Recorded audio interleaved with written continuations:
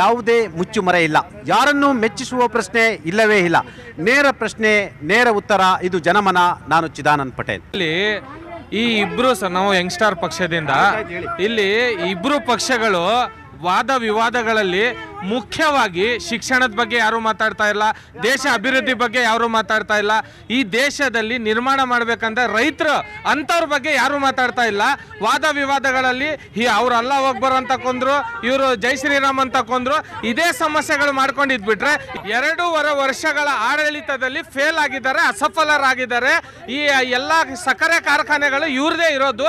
ಹಾಗಾಗಿ ರೈತರ ಪರವಾಗಿ ಇವರು ಮಾತಾಡಲ್ಲ. ಆಮೇಲೆ ಇವರು ಭಿನ್ನಾಭಿಪ್ರಾಯ ಇರೋದೇನಂತ ಹೇಳಿದ್ರೆ ಸರ್ಕಾರದಲ್ಲಿ ಈಗ ಸರ್ಕಾರ ಬಿದ್ದೋಗ್ಬಾರ್ದು ಅಂತ ಹೇಳ್ಬಿಟ್ಟು ಈ ನಾಟಕಗಳಲ್ಲಿ ನಮ್ಮನ್ನ ಒಳಗಾಡಿಸ್ಬೇಕು ಅಂತ ಹೇಳ್ಬಿಟ್ಟು ಈ ತರ ಮಾಡ್ತಾ ಇರೋದು.